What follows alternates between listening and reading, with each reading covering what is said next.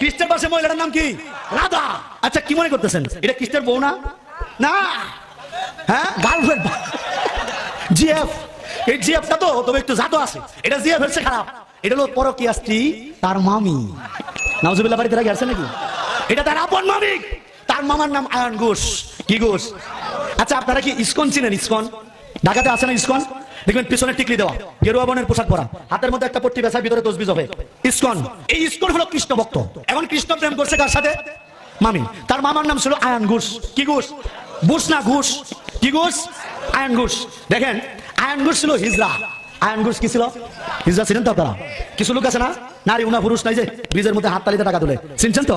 এই কৃষ্ণের মামা আয়ন ঘোষ ছিল এরকম হিজড়া, নিচের অংশটুকু ছিল না, তো কোমরের নিচেরটা নাই। বাবাজি বৌদে করে কি, এজন্য সাহায্য চাইছিল বাইগনার। এখন আপনারা বলেন যে সমস্ত হিন্দুরা ইসকন করে এরা ভক্ত হলো কৃষ্ণের, তাহলে কৃষ্ণ প্রেম করছে কার সাথে? ওই এলাকার হিন্দু মামারা সাবধান সাবধান সাবধান হয়ে যাও।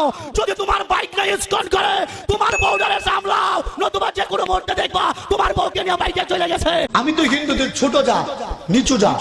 হিন্দুদের জাত আছে চারটা। কয়টা? ঘুমায় পড়ছেন না তো নাকি? জাত আছে কয়টা? চারটা। ব্রাহ্মণ, ক্ষত্রিয়, বৈশ্য, শূদ্র। জাত কয়টা? চারটা। সবার উপর হলো ব্রাহ্মণ। এই যে আজকে পূজা হচ্ছে মন্দিরে, আপনারা গেলে দেখবেন মন্দিরে ব্রাহ্মণ ঠাকুর যেখানে বসে পূজা করতেছে ওই জায়গায় ব্রাহ্মণ ব্যতীত অন্য সাধারণ কোনো হিন্দুর বসার অনুমতি নাই, কারণ বাকিরা ছোট জাত, সে একলাই উপরের জাত। কথাটা বুঝতেছেন আপনারা? এবং নিচু জাতের যারা হিন্দু এদের সাথে উঁচু জাতের ব্রাহ্মণ ঠাকুরের বিয়ে শাদী হয় না, এদের মেয়েও দেয় না, ওদের মেয়েও দেয় না, এদেরকে নিষ্পেষিত করে রাখে। এটা গেল চারটা জাত। বাজান আমরা রিসার্চ করে পেয়েছি হিন্দু ধর্মের জাত আছে 26-83টা। কয়টা? দেখবেন মুসার, মেতর, দুফা, নাফিদ, উইরিয়া, ফমানে বড়া। এর মানে হইলো এদেরকে জাতে বিভক্ত করে রেখেছে, দলে উপদলে বিভক্ত করেছে, যাতে করে এরা সত্য জিনিসটা বুঝতে না পারে। কথাটা বুঝতেছেন আপনারা? এই যে মন্দিরে ঠাকুর যে পূজা করে মন্ত্র পড়ে না, মন্ত্র মন্ত্র পড়ে ওই জায়গায় অন্য সাধারণ হিন্দু আসতে পারে না, দূরে থাকে।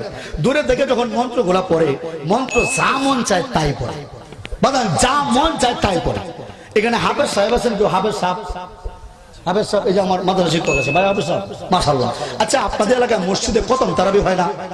খতম তারাবির মধ্যে হাফেজ সাহেব মিনিমাম কয়জন লাগে? সর্বনিম্ন হলেও 2 জন। একজন সামনে পড়ায়, আরেকজন পিছনে থাকে, ভুল হলে লোক বাঁধে। কথা বলেন ঠিক কিনা? আমরা দেখেছি হিন্দুরা যদি 3 ভাই হয়, 4 ভাই হয়, 5 ভাই হয়, 5 ভাই হয়, তো 3 ভাই হলে 3 ভাই 3 বাড়িতে পূজা করতে যায়। এখন সে যে ভুল বলতেছে না সঠিক বলতেছে, এই কথাগুলো হিন্দুরা কখনো চিন্তা করে না।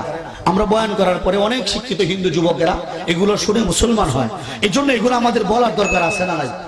কথা বলেন আছে না নাই? বাবাজিরা যখন ব্রাহ্মণ ঠাকুর পূজা করে মন্ত্র পড়ে তখন পিছনে তো লুকমা দেওয়ার কেউ নাই, লুকমা দেওয়ার কেউ। যে কারণে একজন ঠাকুর কি বলো বলো বলো বলো বলো বলো পড়লো না পড়লো, এই বলো বলো বলো বলো লুকমা দেওয়ার মতো অন্য কোনো বলো বলো নাই।